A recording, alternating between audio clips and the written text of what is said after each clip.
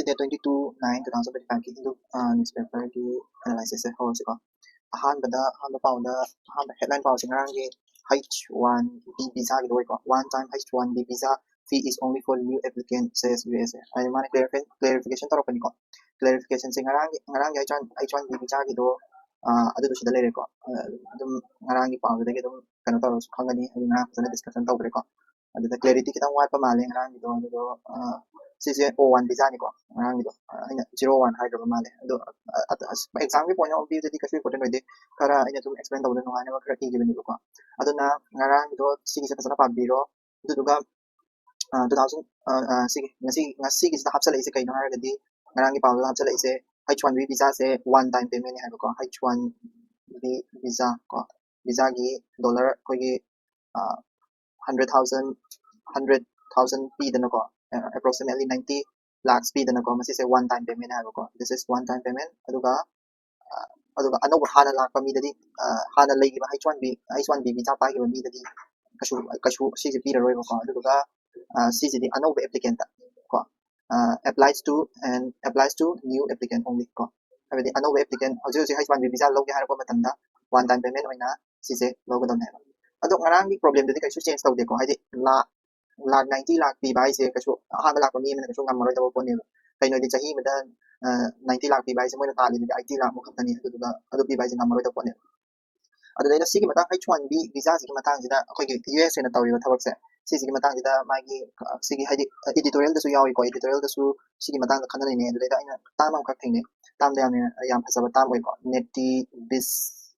nativist protectionism ha ko nativist protectionism I say ate kemnate US edu sik tawi ko chini ko nativist I kai no this nativist I say ate kemnate I na kari hai government na kari native people ni native born singi interest thawa tawra ade taragadi interest of native born ko mafam da popa mi ni interest thawa tawra adu nativist I ko protectionism sidi country ko dimakta loina leiba ngata ni protectionism sidi ko gi country to gi export import leidana ko export import le adu gi export import to restriction thambado restrict imports and foreign competition ai mi gi poto home poto ai gi kanoda ai gi country da lakana ba gi damakta import restriction tawado adu ko kana protectionism ai adu protect taw duri se native people gi ne adu nativist protectionism ko si se ai gi si ne hujik kanoda tawri se example khara lo khada ba ko example se koi gi hujik America gi hujik Donald Trump na pa chathariba America first policy ko ato pa koi gi kanoda su India da su lai like India gi oina di koi gi swadeshi movement ari kanoda koi history da tawri ko swadeshi movement adu su sigi nativist protectionism sin ko aduga British na kanoda gi Brexit movement ko edi Britain European Union gi thoki ba aduga matu sigi nativist protectionism su lu chan bi ko hojik se sigi train ama kana sakhalai ko nativist protectionism sigi train ama country amada next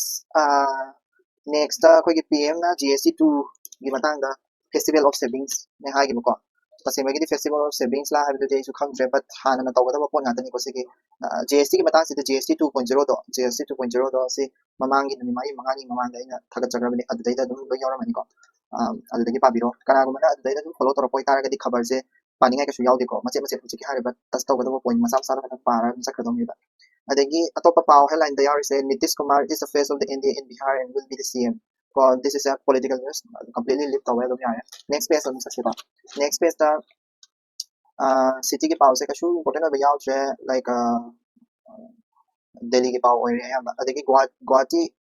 page number 3 da Guwahati unites in grief as fan pay last respect to singer Jubin Garg I say Assam ki koi ki cultural icon amni ko adi amaze singer songwriter ni Singapore da chapra Singapore da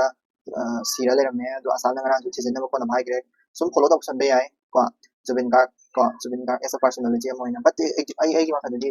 exam gi important ko da o da ba man ko and page number 4 double answer page number 4 da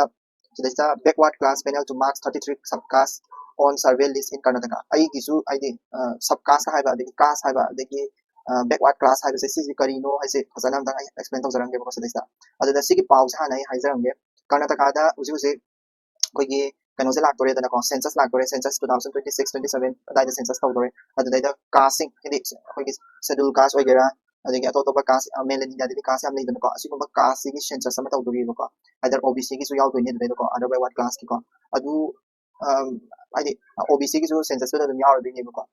ꯑꯗꯨꯃꯥꯏꯅ ꯇꯧꯕ ꯁꯦ ꯇꯧꯗ꯭ꯔꯤꯉꯩꯗ ꯀꯔꯅꯥꯇꯀꯥ ꯒꯣꯚꯔꯟꯃꯦꯟꯠꯅ ꯍꯧꯖꯤꯛꯁꯦ ꯑꯃꯨꯛ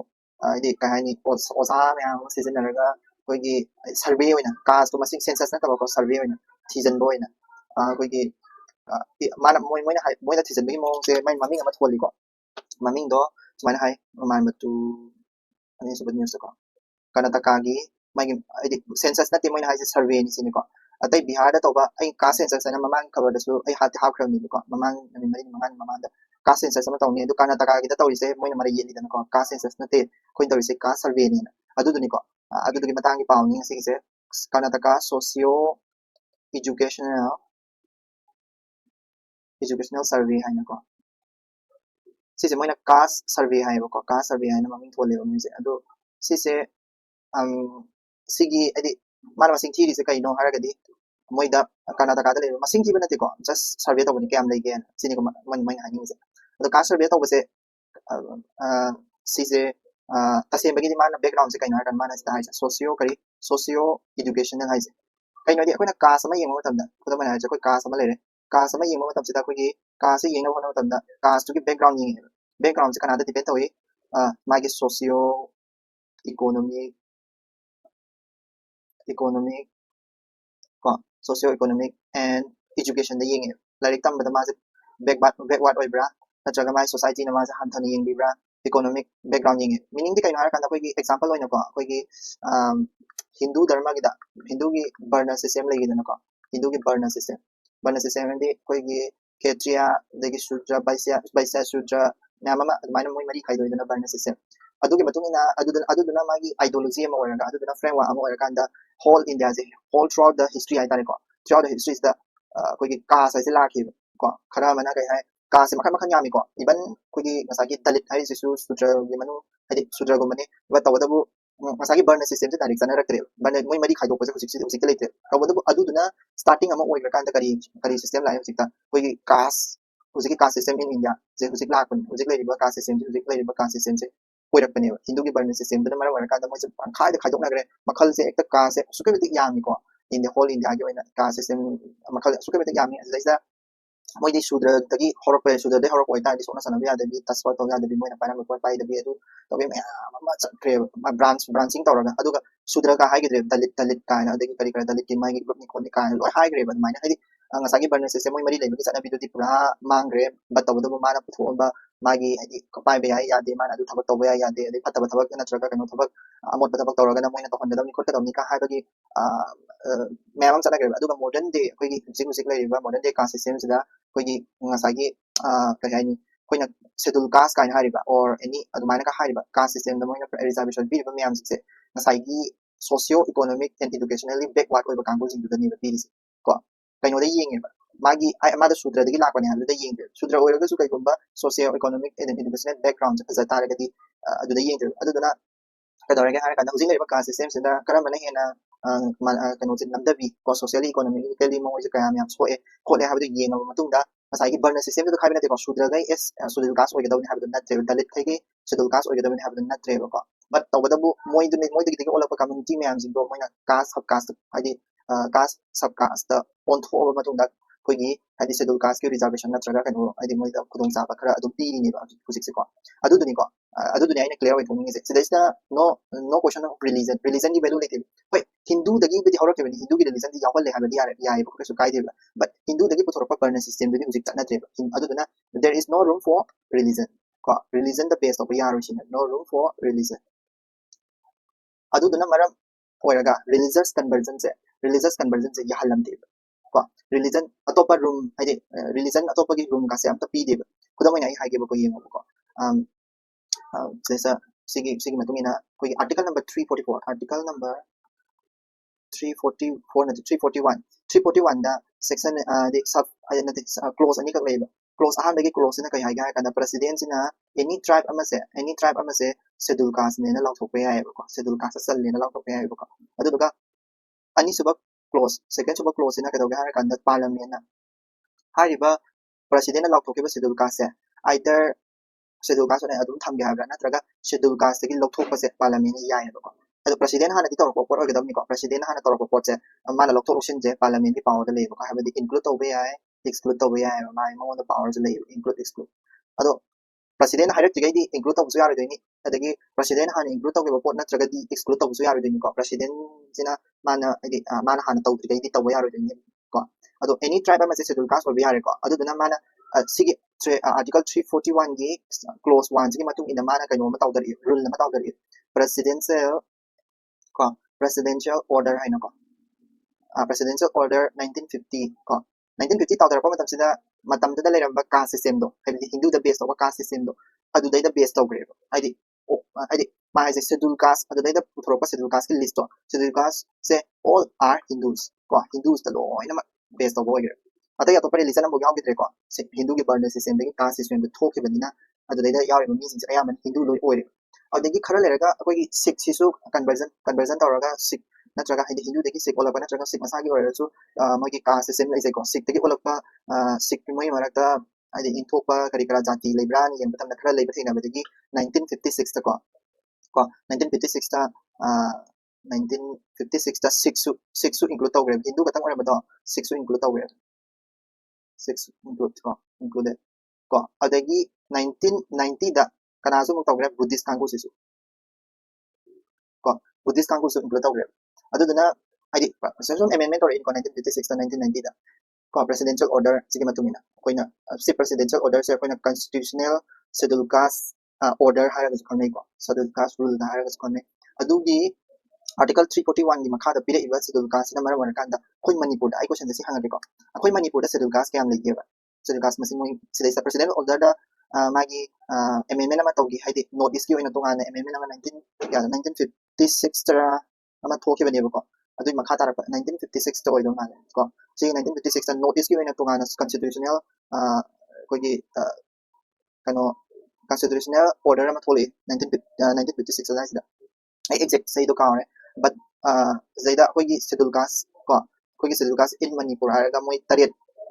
ko moi tariet thoe ba si ai mpsc gi oina disi se yam kana ni ko schedule caste moi tariet thoe moi tariet se gi manung jida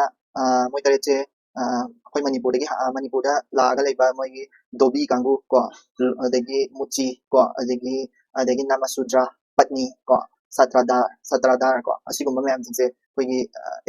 hadi manipur da la ko kangu du ni ko asigum se khana le madina manipur ko but manipur da la ko kangu do aduda gi amukshu akoi manipur gi hana de gi dum le ba like lois kangu ko lois kaching kangu se ko adagi yaitv kangu si su yaitv hai si su to pa state khra da dum le bani like machi ta bani ko yaitv ko no kai le do adu su oram dai mani ko adu maina schedule caste moi tare le bani adu khangchalo ko ai de moi tare to internet su dum tira ka phangi moi tare le bani adu gi moi tare to schedule caste in manipur ki schedule caste se su lau thoke bani sumai ta dana atopa state ki su sigi karnataka gi su lau thoki ba adu matam da presidential orders na mara adu dai da kari yaw gi de christian yaw gi de kari yaw gi de sikh yaw buddhist yaw but christian yaw gi de adu ngasi gi khabar de yaw che kai na kan da ko gi ngasi gi case survey social economic and educational backward ki case किसी की case सर्वे में तौर इसे सिगी case सर्वे से कदोगे हाना कांदा case सर्वे तौर पसिदा अतोप सब case high तारे सब कास हाई तारे को सब कास से थोलक पय वानी सब कास हायगा कोई कनो हाई तारे लिंगायत क्रिश्चियन गाय को लिंगायत क्रिश्चियन को अदेगी गुरु वा क्रिश्चियन गाय थोलक ए कनो सिगी लिंगायत हाइसे सिसे हाना देगी एसी द जन्म कांगु ने अदुबु एसी ओरे माजे अदुदुगा एसी से माजे schedule caste ne tawadu ma se christian dharma changre ba christian conversion tawre ko ac degi ka dawa christian da convert ac degi convert tawna ko ma do hindu degi christianity da changre adu duna changma matam na ma se ka dawe lingayat christian ka ore da asi se sub caste sigi caste survey sigi sub caste da yaw gadra ai di pa ba da yaw ko do adu degi irang ho rakni kana ta da christian kangu di convert tawra bani adu conversion se da hindu sikh buddhist ka tani yaw ri se christian kangu di yaw thokte hai dana irang ho rakni ko adu duni adu da moi yabdi yanagre meaning moi lokthokre ba khara adu da paw da hai do moi 38 kano level gi manung da 33 amadi ma di kano toroga marks toro thamgre ko 38 to da 33 amadi sab ka so mana christian lingayat christian guru ba christian kan tholok se sing se marks toroga thamjangre ko hapchalaga thamjanbe atai do na thole aduni ko main oine di akoi exam ga main oine di exam ga article number 341 gi makhada leba caste system sigi caste kamai toy or schedule caste in Manipur ko president order matungina schedule caste moi tare lebdo du dunga hanjalo ko moi tare toy piram magi sa du pi dobi dobi mai dupi dobi dobi adagi lois ko adagi muji natraga ravidas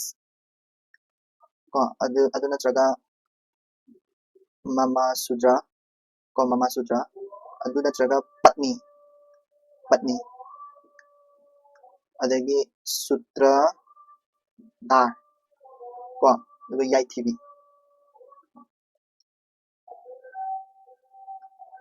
Manipuri Occident pa tara ga yai tv se ko gi kaya ni matam amada loi thaba or yai tv o hen ba haise adai kan na deba ko gi longna leina ba ya da ko gi sagai longna ba se si dai sta ning thona pi ba magi kaino da ga yaw bani si hedi ning thona pi ba sajai da ga yaw bani si loi thaba yai tv o hen ba haise ko okay ya ni ko sila adagi atopa pau sigi Karnataka gi se pau se tum makha ta na dum lakini ko makha ta na la ko ding dum jing chi mamata accuse tu atai di pau di har ni khale semiconductor design tip ya ni page number 5 6 ko 6 ta kem yaw de pau advertisement nga ta pai ya 6 7 8 ta H1B masai gi maybe haraga India takes worker must reduce their reliance on US job US da amna koi depend to se to se sini mama hai ko aduna sida hai se US da yam depend to se to se ko India gi so ni India gi tekna to pa ba dum ngai ko mamang da ko ni ai nga so hai IT industry se ko India se whole almost 20 to 25% di pra in kan da US da depend to in mana country ma da depend to se amna ka hai ni ko da pa so ngai oi ba do adu ni ko adigi sida uranium unrest na adu ga kha da editorial page number 8 ma kha the resource extraction project should have the people's consent na ma yawi do adida hayeng bai kha da iba yawe se mining gi da ko bai kha da hayeng mining gi matang da kari gumba kai khana ba chaina ba leira ngarang gi da kai no ai ngarang la ke ko Meghalaya da ke do ba ministry of kari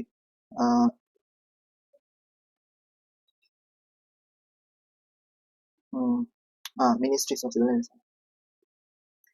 Ministry of sigi kano sina Ministry of Environment Forest and Climate Change na directive ana one thoi haidra si thoi se sigi directive thoi se kana gi thudi thokna haraga UCL na malay ko UCIL na si se kai mami se kai no haraga Uranium Corporation of India Limited ne moina mines and mineral e ki makhada kano ma thokle da ngrang directive ang thokle directive to kai no uranium amasung atomic critical strategic mineral tawwa gi waitara ga di public consultation se tawwa ya den haidra ko na da Meghalaya government na moidi uranium se yam leibani na Meghalaya government na oppose tawrapane adugi oppose tawrapado kamaina habidi akoi kamaina oppose tawdo koina ain gi through da hai tare ko kamaina tawni haido haidi se like koigi ko like koigi universal oina chanaba global norm da le global norm ko for mining ko global norm for mining da kari legi har kanna sise FPIC hai kai no koigi free ko prior and informed consent ko consent sina mining se kai no har kanda koigi mining tawtringai da ko consent kana da lo diba koigi from inhibitors inhibitors ko koigi mo se siam inhibitors ko okay sisa mining se kai no har kanda koigi global norm nei kari no FPIC haidi suksho shoi na koi free da prior informed consent pi ga da bani ko aduga akoi India ki constitution da su le global norm ni sina constitutional norm da kari le ga kan constitutional norm da ko norm da koigi mining ki constitution norm da kari le koigi da fifth schedule le fifth schedule da kari hai koigi tribal area da magi tribal area da magi right le jai da ko tribal area gi fifth schedule hai da tribal area ni ko adigi sixth schedule le da sixth schedule da kari hai koigi sixth schedule da state of taruk sal do memita hai di me da na Meghalaya ko memita ta ꯍꯥꯏꯗꯤ T ꯑꯦꯗꯣ ꯀꯣ ꯃꯦꯗꯅ ꯃꯦꯘꯥꯂꯌꯥ ꯃꯤꯗꯅ ꯃꯤꯖꯣꯔꯥꯝ ꯇꯤꯗꯅ ꯇ꯭ꯔꯤꯄꯨꯔꯥ ꯑꯦꯗꯅ ꯑꯁꯥꯝ ꯀꯣ ꯑꯗꯨꯅ ꯃꯦꯘꯥꯂꯌꯥꯁꯨ ꯌꯥꯎꯈꯤꯗꯅꯀꯣ ꯑꯗꯨ ꯃꯦꯘꯥꯂꯌꯥꯅ 6 ꯁꯦꯗꯨꯜꯁꯦ ꯄꯥꯜꯂꯀꯥꯟꯗ 6 ꯁꯦꯗꯨꯜꯗꯗꯤ ꯀꯔꯤ ꯂꯩ ꯃꯣꯏꯗꯗꯤ ꯃꯗꯨꯗꯤ autonomous district council ꯍꯥꯏꯅ ꯂꯩꯇ꯭ꯔꯣ 6 ꯁꯦꯗꯨꯜꯒꯤꯗꯤ ꯃꯣꯏ ꯃꯁꯥꯒꯤ ꯄꯥꯋꯔ ꯂꯩꯖꯩꯕ ꯀꯟꯁꯇꯤꯇ꯭ꯌꯨꯁꯟꯅ ꯄ꯭ꯔꯣꯚꯥꯏꯗ ꯇꯧꯕ ꯑꯗꯨꯃꯥꯏꯅ ꯑꯣꯇꯣꯅꯣꯃꯁ ꯗꯤꯁꯇ꯭ꯔꯤꯛ ꯀꯥꯎꯟꯁꯤꯜꯒꯤꯗꯗꯤ ꯑꯗꯨꯒꯤ ꯄꯥꯋꯔꯗ ꯂꯩꯔꯤꯅꯤꯅ ꯃꯣꯏꯗ ꯃꯥꯏꯅꯤꯡ ꯇꯧꯒꯦ ꯍꯥꯏꯔ ꯇꯥꯔꯒꯗꯤ ꯃꯣꯏꯒꯤ ꯊ꯭ꯔꯨꯗꯩ ꯆꯠꯇ꯭ꯔꯒꯗꯤ ꯌꯥꯔꯣꯏꯗꯣꯏꯅꯤ ꯅꯠꯇ꯭ꯔꯥ ꯍꯥꯏꯗꯤ ꯃꯣꯏꯗꯤ ꯁ꯭ꯇꯦꯠ ꯒꯣꯚꯔꯟꯃꯦꯟꯠ ꯃꯈꯥꯗꯁꯨ ꯂꯩꯄꯣꯟꯇꯦꯕ ꯑꯗꯨꯗꯨꯅ ꯁꯤꯁꯨ ꯍꯥꯏꯗꯤ ꯁꯤꯒꯤ ꯄꯥꯝꯕꯩꯁꯦ ꯁꯤꯖꯤꯟꯅꯔꯁꯨ ꯌꯥꯏꯕ ꯑꯗꯨꯒ ꯅꯠꯇ꯭ꯔꯦ ꯍꯥꯏꯔꯒꯅ ꯑꯩꯈꯣꯏꯒꯤ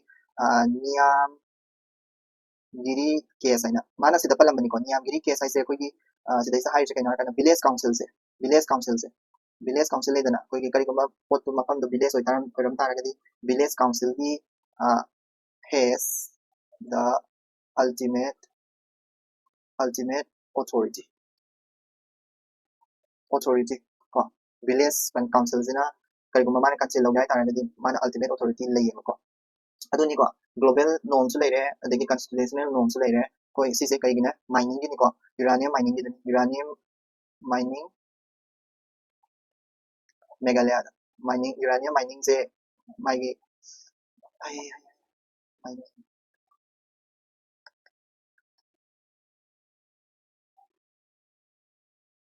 ꯀꯣ ꯃꯦꯘꯥꯂꯌꯥꯒꯤ ꯒꯣꯚꯔꯟꯃꯦꯟꯠꯅ ꯁꯥꯎꯔꯤꯁꯦ ꯌꯨꯔꯥꯅꯤꯌꯝ ꯃꯥꯏꯅꯤꯡ ꯇꯧꯔꯛꯄꯗ ꯐ꯭ꯔꯤ ꯑꯣꯏꯅ ꯑꯣꯏꯊꯣꯔꯛꯄꯁꯦ ꯁꯥꯎꯔꯤꯁꯦ ꯑꯗꯨꯒꯤꯅꯤꯀꯣ ꯁꯤ ꯉꯔꯥꯡꯒꯤ ꯈꯕꯔꯗꯒꯤ ꯁꯨꯝ ꯃꯈꯥ ꯆꯠꯊꯔꯛꯏꯅꯤ ꯅꯦꯛꯁꯇ ꯀꯩꯅꯣꯗ editorial ꯑꯆꯧꯕꯗꯗꯤ ꯌꯥꯎꯔꯤꯁꯦ the message beyond ending Sri Lanka's elite impunity ꯀꯣ ꯑꯗꯨꯗ ꯍꯥꯏꯔꯤꯁꯦ ꯀꯩꯅꯣ ꯁ꯭ꯔꯤ ꯂꯪꯀꯥꯒꯤ ꯃꯣꯏ ꯄꯩꯁꯥ ꯌꯥꯝ ꯆꯥꯔꯦ ꯍꯥꯏꯅꯤꯀꯣ ꯑꯗꯨꯗ ꯁ꯭ꯔꯤ ꯂꯪꯀꯥꯒꯤ ꯃꯇꯥꯡꯗ ꯃꯣꯏ ꯒꯣꯚꯔꯟꯃꯦꯟꯠꯀꯤ ꯑꯁꯣꯏꯕ ꯀꯔꯤ ꯀꯔꯥꯗꯣ ꯁꯤꯗꯩꯁꯤꯗ ꯈꯔ ꯎꯊꯣꯛꯀꯅꯤ ꯑꯩꯈꯣꯏꯒꯤ ꯏꯟꯗꯤꯌꯥꯒꯗꯤ ꯀꯔꯤ ꯃꯔꯤ ꯂꯩꯅꯗꯦ ꯑꯗꯨꯗꯨꯅ ꯁꯤꯁꯦ ꯏꯝꯄꯣꯔꯇꯦꯟ ꯀꯩꯁꯨ ꯑꯣꯏꯗꯦꯅ ꯈꯜꯂꯦ a leader who has connected power to the people leader अमगी नरेंद्र मोदी थागत कनोनिको आर्टिकल निको नरेंद्र मोदी करी करी तौगी मागी चाइल्डहुड करी करी तौगी नरेंद्र मोदी की मतांगदा पानिंग तारगदी अखोगी प्राइम मिनिस्टर नरेंद्र मोदी मतांगदा पानिंग तारगदी सिदसलो लेरिको माना तौब थबक करी करा याम यावनी तौबदबो आई एग्जाम ददी फोकस याम सिदैसिदा फोकस याम तौरगा हंगकदनी दि थाजदे खरा पॉलिटिकल वाइज खरा चंगीबको अदुदना आई नो सेमजद्रे सिदगिको ओके अदुगा opinion the breaking the academic paywall अदुदा पेवाल आइना मा हारिदो कइनो खंगरा पेवाल हाइसे अते कनते एकेडमिक पेवाल हाइ तारगदी अखोगी अखोगी लाइरिक अमा ऑनलाइन द लाइरिक से फ्री द लोइ फंगिदना हुजिक मतम से अखोई रिसर्च स्कॉलर गुम्बा अदुगुम्बा लाइदि खुदम मैना अखोगी दा फ्री ओइना फंगसे इदु रिसर्च लैब का हाइब्रा इदु लैब का हाइब्रा दुमाइना खरा लेबनी प्लेटफॉर्म खरा अदुबु ngarang se Delhi high court ना अखोगी अदुगुम्बा प्लेटफॉर्म अनि हाइ तारेको प्लेटफॉर्म अनि से हाइदि हान फ्री ओइरमबसे थिंजनगरे लाइक स्काई हब हाइबमा को अदुगा सिसे रिसर्च तौबा मीगेदि याम नुआइदबा पावनिको काइनादि मोइसे फ्री ओइमा फ्री से थिंजन बिगरे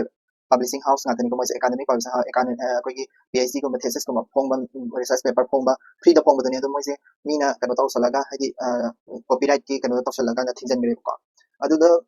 पेवा सिसे एकेडमिक पेवाल ओइन उइ काइनादि अखोगी रिसर्च तौनबा पैसा थादरिसे गवर्नमेंट ना को रिसर्च तौनबा पैसा थादरिसे याम पैसा जे याम दि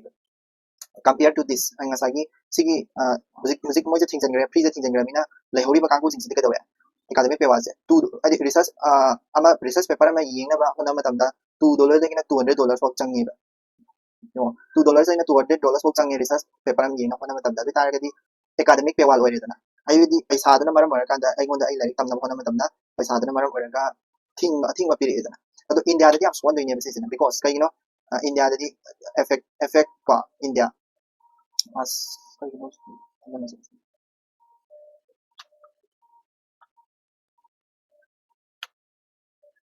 affect India. Why? Kaigino India they am affect is kaigino hai taragadi India is fourth largest PhD producer ni mas.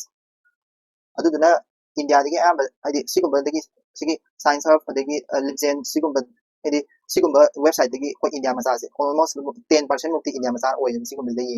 aduduna sigumba je thingjan gi bai se kogi academic paywall oi tuni sin ko paisana like तम फंगन दबे ता पैसा न थिंजन दबे ता कई ना $2 चंग अदु Ying लेगद्रा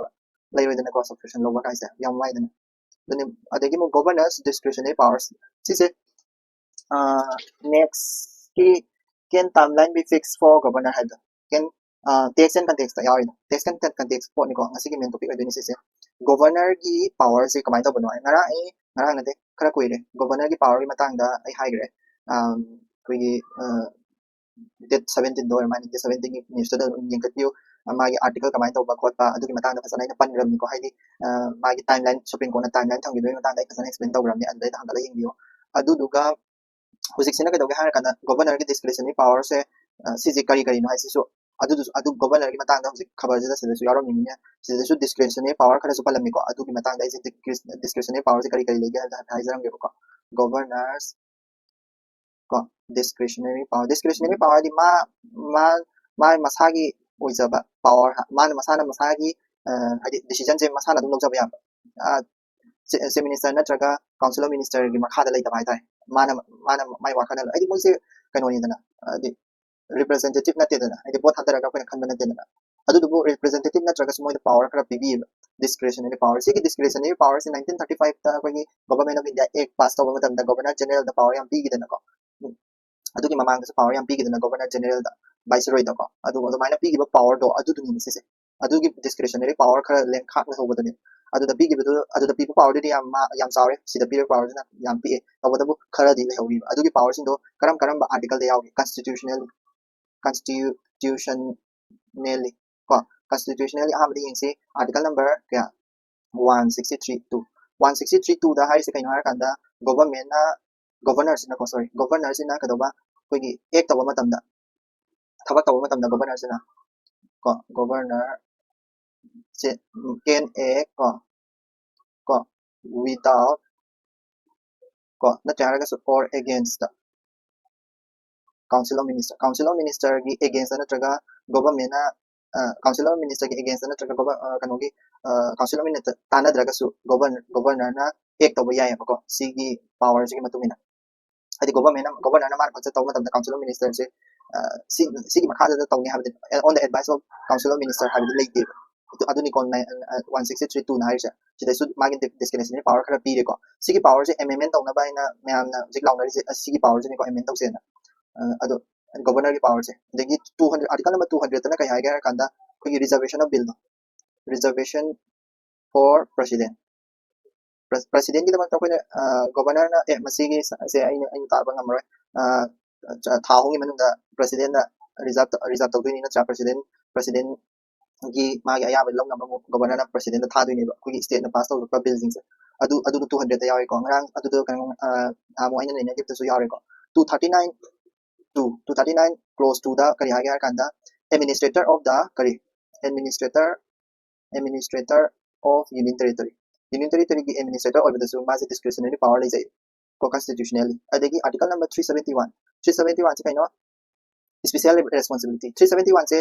ai question number hanjage 371 se na myam le nagaland ki power tongana piba state myam le ko 371 a b c d na myam le manipur di karam no ba ko manipur ki su sida special responsibility ama governor ki pd ba governor na khatang taw ya ba ko state ko dimaki ni ko mana pd ja in certain state ai je hujiki 371 da a b c na b ko manipur ki se c ni ko manipur do c ni ko 371 c ni ba manipur ki special responsibility governor na p ko adu 371 c se special responsibility in certain state governor ki magi discretion ni makha da lai ba ko power p bi 371 c da yem euro ko 356 kind of pr rule thamba adi mana governor na pr rule thamba ba ko report ama kano da langkhat pa ya adi president na din na pr thamak toisa ado governor na report langkhat toine ba ko masigi lamja masigi state se president rule thamasi aina ko report ama langkhat toine recommending PR adu sumagi discretion kanam tana mangonda sigi action sigi article constitution ni action nyam taw matamda kanam tana mangonda thing kadaw laiti ko thing masung ma ko situation ni makha pona discretionary power kra like appointment of kari cm kai gumba koi gi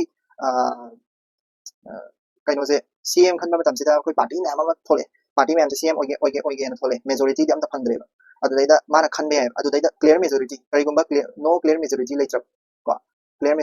majority se antana oiba ngamdra hadi party amtana oiba ngamdra adu taragadi mana ohenning ba chief minister do adu mana ohen bi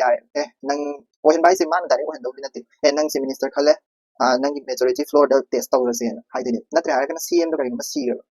ko adu magi cm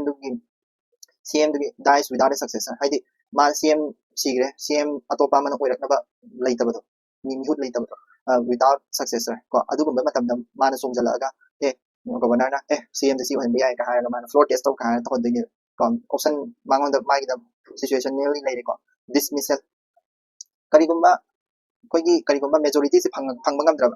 ko majority se phang bangam dra adu tar ga di council of minister jing se mana dismissal to ya busi CM ano bakhan bada mai na CM se do kren kalo adu da council of minister myam lai do mana dismiss to ya CM ano bakhan ning tar ga karigumba majority do floor da moina put council of minister myam da CM ang to ga akoi majority se sini haina mo put pangam da tar ga di mana do council of minister se dismiss to ya ko adu gi na tra har ga na dissolution of assembly pura assembly do ma dissolve to bai tar ko si dissolution se di kai no election hamo ho doi ni ko dissolve to gi tar ga election to ra ni so da ma ki adu asigumba dissolution to so ma ga kari gumba council of minister dissolve to re mana ko council of minister je lo thok re adu ga mana CM je khalle ba CM je khalla kan da CM je na bot hadare ba adi kanu de bot taw na re floor da test so mai pa tre ba kana mana khan ba mi je CM oi ba tre ba to pa CM oi ni ngai ni so am ta lai tre ba adi tar ga di kari hai mana bot ano mana taw ra si mai kana da CM oi ba ya tre ha ga bot am hana taw ya majority lai tra ba ko majority lai tra ba with no alternative government ko alternate government yani na siboti khangani na ko aduda judicial pronouncement me amama like koigi adugi maramda law thoki bai tar just na law thoki like samser singh rameswar nabam rebia kain lai ko adada SR bomai se hata kaino da su koigi matam da su kaino na PR thambak se koi manipur se PR thami se si se bakano na recommend to ni ko governor na recommend to ni kanada president da PR thambi wona si SR bomai 1994 ko adugi matung ina thambi ni ko judicial judgment do adada de yenga na SR bomai se 1994 da tawdiba case amane ba asina haisina kaino har kanda governor na president rule se report ma pikhalaga president da thamba ya chini ba haise ko aduga commission kra sulai commission sik sidi important oi ko commission kra le commission abe kra ninara bada commission da sarkari commission kain le ko sarkariya commission sisi governor ki discretionary power ki commission ko sidai da haise governor se magi discretionary power se ko si sarkari commission se kano 1983 87 da ko मासे कई दोगा कanda governor से मागी discretionary power से exceptional case से खतम तब बदम है को discretionary power को only in exceptional case से खतम तब बदम है को सरकारी कमीशन से हाइसे अतोप मफम दा आदि पांताउ दा discretionary power से पांसिन सिन बियाद कोनते को अदिगी पुंची कमीशन सिना कदोगा कanda कोई 2010 da ko 2010 da tawgi masu kadoga har kanda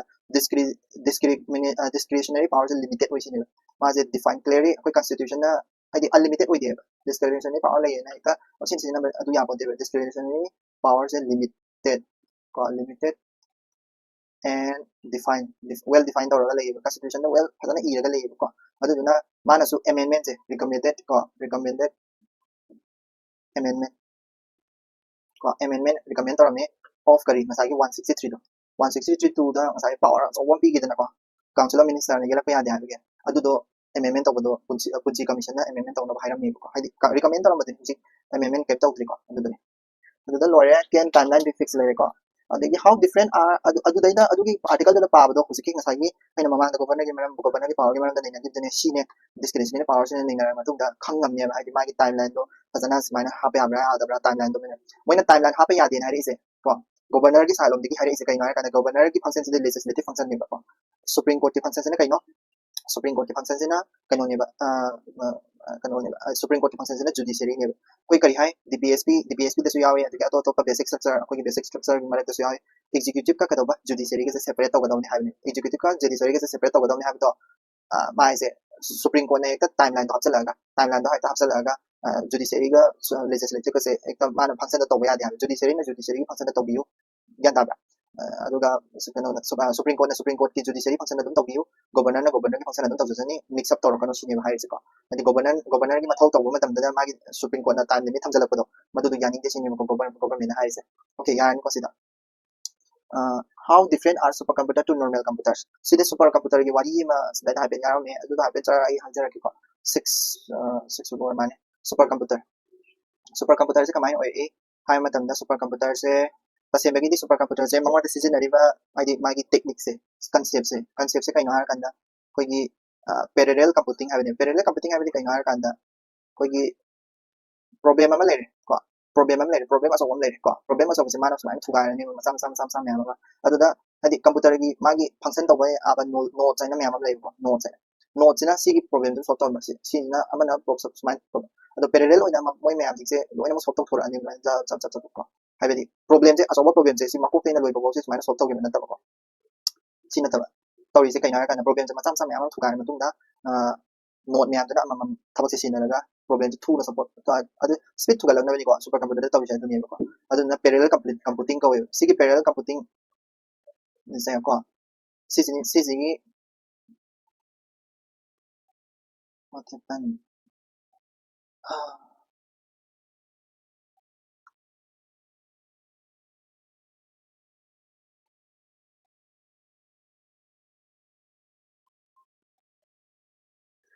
ai system to no okay concept lere adagi ma je measure to wai ta speed measurement ai ta ko speed measurement je kamai to ge har kan da speed measurement je flow ina ma to ko flow ai di kai no ai ssc ko ma da no ang pi ko computer ki part kha du yaw ni floating point operation per second hai ko floating point operation per second ma gi speed je sida measure to ko adagi ma gi working hai ta thabak to di ma gi working sida kana to ge har kan da nodes na ai ja ko nodes ma ye sa nodes node sai se kai na sai har kan da node ai se kai na sai cpu ne ko cpu ai de kai no central processing unit gpu ai ne kai no graphic processing unit gpu se na ma gi function se ma na thabak se thui ba ko adu ga ma di repetitive mathematics hai ta ko ai di mathematics se hanjan taw mathematics se asi se si ko ma taw tam da yamna kai hai ni yamna phai hai ba ko thabak se yam yang ni ma se adu de gi cpu se na central processing unit ai ne ko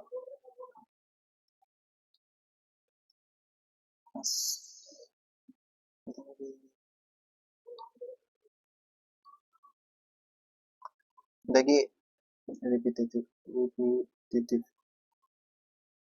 repetitive adagi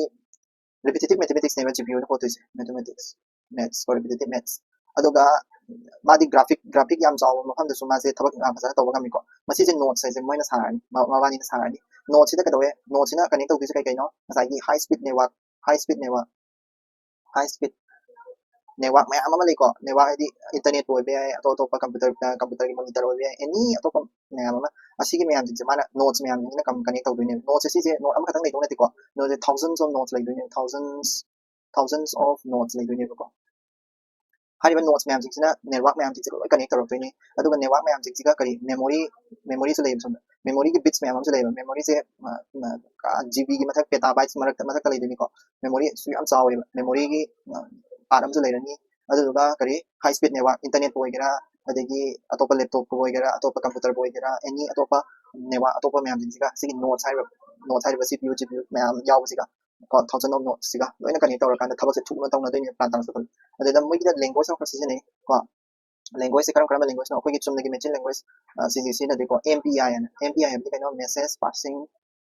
passing interface ko passing interface hai sidi kano by heart of ko idi upai lete sidi kano UPSC de hangoi but SSC ko madadi dum hang ko sai ko or any banking exam computer gi yaw sing no adu dai da which one of the following is a supercomputer gi language to karam hang adi dum open NPI se suma gi atopa language amani ko adagi India gi journey di supercomputer gi journey di Indian supercomputer yaar ha bada koi yaar ha supercomputer se kana no har gadi param 500 to ko kana na develop to gi ba C deck na develop to gi ba ko gi param se is like param 500 se kana 5000 I'm sorry 5000 se 1991 da develop to gi ko CDEC ha kana Center of Development of Advanced Computing ha ko CDEC se kasi CDEC se 1988 ta link kram ne si CDEC se 1988 link kala supercomputer ya ba India gi fast supercomputer ne ko link kre adui matung da to supercomputer link na ba gi mission ga na ko India gi mission yam like ko gi national supercomputer sem na ba national supercomputing mission supercomputing mission ko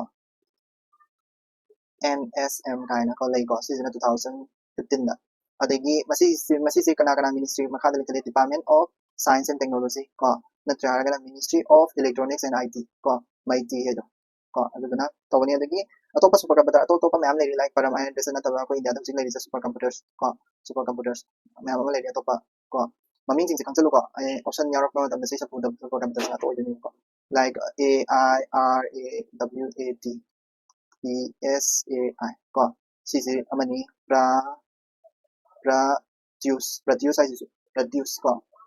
ꯁꯤꯁꯨ ꯑꯃꯅꯤ ꯃꯤꯍꯤꯔ ꯍꯥꯏꯁꯤꯁꯨ ꯀꯣ ꯑꯩꯈꯣꯏꯒꯤꯁꯨ hardware ꯃꯌꯥꯝ ꯑꯃꯁꯨ ꯂꯩ like ꯁꯤꯁꯤ super ꯀꯝꯄ꯭ꯌꯨꯇꯔꯁꯦ develop ꯇꯧꯕ ꯃꯇꯝꯗ ꯃꯤꯉꯣꯟꯗꯒꯤ ꯍꯥꯔꯗꯋꯦꯌꯔ ꯂꯩꯀꯣ ꯑꯩꯈꯣꯏꯁꯦ ꯃꯌꯥꯝ ꯑꯗꯨꯅ ꯏꯟꯗꯤꯖꯤꯅꯤꯌꯁ ꯍꯥꯔꯗꯋꯦꯌꯔ ꯃꯌꯥꯝꯁꯨ ꯁꯤꯖꯤꯟꯅꯩꯕ ꯏꯟꯗꯤꯖꯤꯅꯤꯌꯁ ꯍꯥꯔꯗꯋꯦꯌꯔ ꯑꯩꯈꯣꯏꯒꯤ ꯏꯁꯥꯒꯤ ꯑꯩꯈꯣꯏ ꯏꯁꯥꯅ ꯁꯦꯝꯖꯕ ꯍꯥꯏꯇꯥꯔꯦ ꯏꯟꯗꯤꯌꯥ ꯃꯆꯥꯅ ꯁꯦꯝꯖꯕ ꯍꯥꯔꯗꯋꯦꯌꯔ ꯂꯩ ꯀꯔꯤ ꯂꯩꯒꯦ ꯍꯥꯏꯔꯀꯥꯟꯗ ꯑꯩꯈꯣꯏꯒꯤ ꯔꯨꯗ꯭ꯔ ꯁꯔꯚꯔ ꯃꯌꯥꯝ ꯑꯃ ꯁꯤꯖꯤꯟꯅꯩ ꯉꯁꯥꯏ ꯑꯩꯈꯣꯏꯅ ꯍꯥꯏꯕꯗꯣ ꯅꯦꯠꯋꯥꯔꯛ ꯃꯌꯥꯝ ꯑꯃ ꯁꯤꯖꯤꯟꯅꯩ ꯍꯥꯏꯕꯗꯣ ꯁꯔꯚꯔ ꯃꯌꯥꯝ ꯁꯤꯖꯤꯟꯅꯗꯣꯏꯅꯤꯀꯣ ꯅꯣꯠꯁꯨ ꯁꯤꯖꯤꯟꯅꯩ ꯑꯩꯈꯣꯏꯒꯤ AUMHPC ꯅꯣꯠꯁ ꯁꯤꯁꯦ ꯑꯩꯈꯣꯏ ꯏꯟꯗꯤꯌꯥꯅ ꯁꯥꯖꯕ ꯅꯣꯠꯁꯅꯤꯀꯣ ꯑꯗꯨꯃꯥꯏꯅ ꯁꯨꯄꯔ ꯀꯝꯄ꯭ꯌꯨꯇꯔ ꯁꯥꯕꯁꯦ ꯑꯗꯨꯃꯥꯏꯅ ꯑꯇꯣꯞꯄ ꯄꯥꯎ ꯐꯖꯕ ꯂꯩꯇ꯭ꯔꯦ ꯄꯦꯖ ꯅꯝꯕꯔ ꯀꯩꯅꯣꯗ ꯄꯦꯖ ꯅꯝꯕꯔ 12ꯇ ꯃꯅꯤꯄꯨꯔꯤ ꯁ꯭ꯇꯣꯔꯤ ꯑꯃ ꯃꯈꯥꯗ ꯌꯥꯎꯕꯅꯤ ꯑꯗꯨꯒꯤ ꯍꯦꯛ ꯃꯊꯛꯇ ꯑꯩꯈꯣꯏꯒꯤ ꯃꯤꯛ 21 ꯐꯥꯏꯇꯔ ꯖꯦꯠꯀꯤ ꯃꯇꯥꯡꯗ ꯌꯥꯎꯕꯅꯤ ꯃꯤꯛ 21 ꯐꯥꯏꯇꯔ ꯖꯦꯠꯁꯦ ꯑꯩꯈꯣꯏꯒꯤ ꯏꯟꯗꯤꯌꯥꯒꯤ ꯑꯣꯏꯕ ꯐꯥꯔꯁ ꯁꯨꯄꯔꯁꯣꯅꯤꯛ ꯖꯦꯠꯅꯤꯀꯣ ꯍꯥꯏꯕꯗꯤ ꯁꯨꯄꯔꯁꯣꯅꯤꯛ ꯍꯥꯏꯕꯗꯤ ꯁꯥꯎꯟꯗꯒꯤ ꯍꯦꯟꯅ ꯌꯥꯡꯅ ꯆꯠꯄ ꯉꯝꯕ ꯖꯦꯠꯅꯤꯀꯣ ꯑꯁꯤꯒꯤ ꯖꯦꯠꯁꯦ ꯁꯤꯁꯦ ꯗꯤꯀꯃꯤꯁꯟ ꯇꯧꯈ꯭ꯔꯦ ꯃꯥꯁꯦ ꯃꯃꯤꯡ ꯑꯇꯣꯞꯄ ꯑꯃ ꯊꯣꯜꯂꯝꯃꯤ ꯋꯥꯔꯛ ꯍꯣꯔꯁ ꯍꯥꯏꯅꯀꯣ ꯋꯥꯔꯛ ꯍꯣꯔꯁ ꯍꯥꯏꯅ ꯃꯃꯤꯡ ꯑꯃ ꯊꯣꯜꯂꯝꯃꯤ 1963ꯗꯒꯤ US ꯔꯁꯤꯌꯥꯗꯒꯤ ꯂꯩꯕꯅꯤꯀꯣ ꯑꯗꯨꯒꯤ ꯃꯍꯨꯠꯇ ꯑꯩꯈꯣꯏ ꯇꯦꯖꯥꯁꯅ ꯁꯤꯟꯈ꯭ꯔꯅꯤꯀꯣ ꯇꯦꯖꯥꯁꯅ ꯀꯣ ꯑꯩꯈꯣꯏꯒꯤ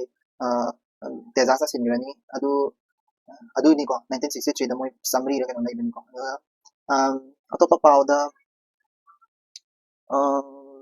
ꯑꯇꯣꯞꯄ ꯄꯥꯎꯁꯦ ꯀꯩꯅꯣꯁꯨ ꯌꯥꯎꯗ꯭ꯔꯦ ꯁꯣꯝ ꯅꯥꯀꯟ ꯄꯦꯖ ꯅꯝꯕꯔ 13ꯗ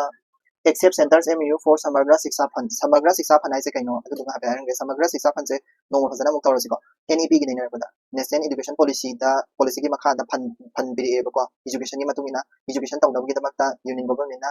स्टेट को दिमागता फंड बिरे फंड से कइनोना दि यादेबा कोगी सिगी तमिलनाडु ना यादेबा तमिलनाडु ना फंड लौदेबा फंड अनदि सॉरी तमिलनाडु दि फंड फंगदेबा फंड से मरन कइना हारगदी यूनियन गवर्नमेंट थिंजलेबा फंड से पीबे यारो नोइदा पीरोइनाको करी मरन थिंजलिनो हाइबदि मसागी तमिलनाडु कदौरे मोदी अखोगी लैंग्वेज अहम तंबदो यादेदना लैंग्वेज अनी खतंग तंगनेना दो मुक्तन लेदना नेशनल एजुकेशन पॉलिसी की मतुंग हिंदू से कम हिंदी से कंपलसरी होना तंगदवनेना हाइबदो तमिलनाडु दे मो मावा बुलोंगेबको टू लैंग्वेज सिस्टम द दum लेबको अदुना थ्री लैंग्वेज सिस्टम द मोइ चनो यादेबा अदुदुगी यादबदोइ मरम ओरगा मोइदा जिके हारिबा समग्र शिक्षा फंड पीदबनेबा तमिलनाडु दा बट तबदबु ngसागी सेंट्रल गवर्नमेंट हाइसे अदुगी MOU मा साइन तौद तारगदी को नोइ NEP से चनगनी हाइना साइन तौद तारगदी नोइदा पैसा पीरोसिनि हाइसे को तमिलनाडु नु सावेबा ददा अखोगी टैक्स दगी कारगा जक्किबा पैसादो नोइना मु थिंजलगा पैसा पीरो हाइबदि याब्रा फटफटा अदुगी मरम ngangnabन को तमिलनाडु याम नगन तोइको मंगल लेको अदो अतोपा पावसी मतुंग ओइबा अतोपा पाव नुगाइबा बु याउद्रे लाइक न्यूज़ अतोपा हाये सो कनो वालगी पावदसु नुगाइबा याउद्रे